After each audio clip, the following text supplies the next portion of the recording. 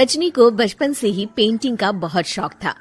वो हमेशा से ही पेंटर बनना चाहती थी, पर उसके माँ और पिताजी ने उसको कभी भी इस चीज के लिए सपोर्ट नहीं किया और उसकी शादी नीरव से हो गई।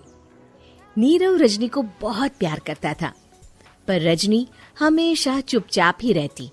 वो इस शादी से खुश नहीं थी। वो ये शादी नहीं करना चाहती थी। उसे तो हमेशा से पेंटर जो बनना था। अपने इस सपने को वो नहीं पूरा कर पाई, इसलिए वो हमेशा उदास रहती थी। रजनी, बहुत ही बढ़िया फिल्म लगी है, कल देखने चले? नहीं जी, कल मुझे बहुत काम है, मैं नहीं जा पाऊंगी। अच्छा तो कोई बात नहीं, संडे को चलते हैं। देखिए, मुझे फिल्म देखना पसंद नहीं है। आपको जाना है तो चले जाइए। नीरव को मना करके रजनी वहाँ से चली जाती है और अपने बैग को खोलकर उसमें बंद पड़े ब्रश और कलर्स को देखकर रोने लगती है। रजनी, चलो ना कहीं बाहर खाने चलते हैं, कुछ तुम्हारी पसंद का। जी, मुझे नहीं जाना, मेरी तबीयत ठीक नहीं है। रजनी वहाँ से चली जाती है। नीरव को समझ नहीं आता कि रजनी उससे इतना दूर। वो जब भी उसके साथ वक्त बिताना चाहता है, रजनी कोई ना कोई बहाना बना देती है। एक दिन घर पर कोई नहीं था। रजनी घर का सारा काम जल्दी से खत्म कर लेती है। घर पर अकेले होने के कारण वो सोचती है कि वो आज पेंटिंग करेगी। वो अपने कमरे में जाकर पेंट ब्रशेस और कलर्स निकालकर जैसे ही कलर मिक्स कर रही होती है कि दरवाजे पर बेल बज जाती है। अब कौन आ गया इस वक्त? इतनी मुश्किल से तो मुझे पेंट करने का मौका मिला है। रजनी दरवाजा खोलती है तो उसकी सास अपनी सहेलियों के साथ खड़ी होती है और सब घर के अंदर आ जाते हैं। अरे बहू, सबको शरबत बनाकर पिला दे, बाहर तो बड़ी गर्मी है। उफ। जी। रजनी पेंट ना कर पाने से उदास हो जाती है।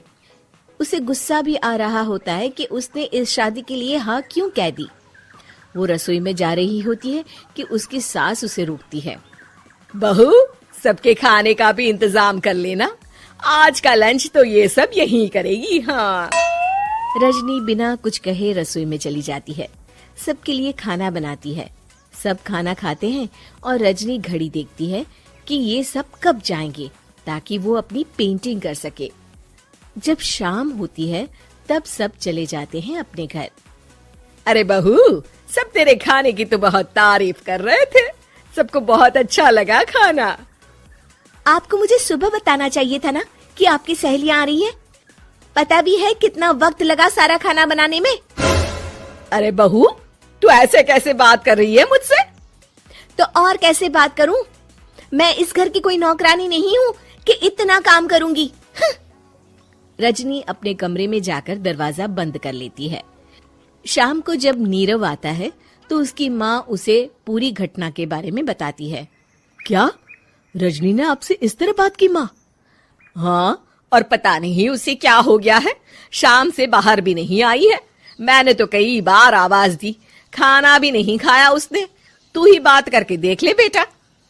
नीरव अपने कमरे का दरवाजा खटखटाता है। रजनी, दरवाजा खोलो, मैं हूँ। रजनी दरवाजा खोलती है और फिर वापस जाकर अपने बिस्तर पर लेट जाती है। रजनी, माँ से बात करने का ये क्या तरीका है? मैंने कोई गलत बात नहीं की है। अरे तुम क्यों ऐसे बर्ताव कर रही हो सबके साथ? क्या तुम इस शादी से खुश नहीं हो? रजनी कुछ नहीं बोलती। अरे बताओ मुझे रजनी, क्या ये शादी तुम्हारी मर्जी के खिलाफ हुई है? हाँ, मैं ये शादी कभी नहीं करना चाहती थी।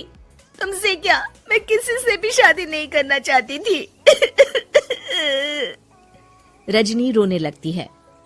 चुप हो जाओ रजनी, बताओ मुझे, तुम क्यों नहीं करना चाहती थी शादी? रजनी बेड के नीचे से अपने पेंटिंग्स, कलर्स, ब्रश, पेपर्स निकालती है। इतने में उसकी सास भी कमरे में आ जाती है। ये देख रहे हो, ये थे मेरे सपने। मैं पेंटर बनना चाहती थी, पर माँ पापा ने कभी सपोर्ट नहीं किया और मेरी शादी करवा दी। मेरे सारे सपने टूट गए।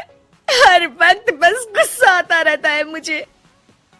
मैं जानती हूँ कि आप लोगों की इसमें कोई गलती नहीं है, पर मैं क्या करूँ, मुझे समझ में नहीं आता।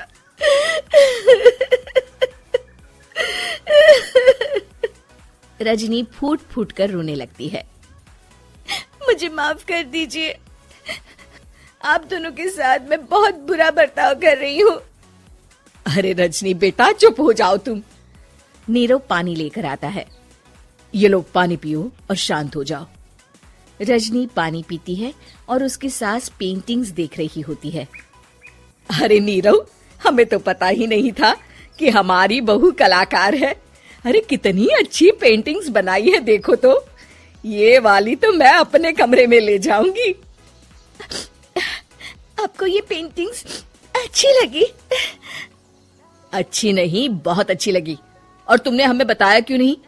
तुम जब चाहे पेंटिंग कर सकती हो रजनी। हम तुम्हारे सपनों को पूरा करने में तुम्हारा पूरा साथ देंगे।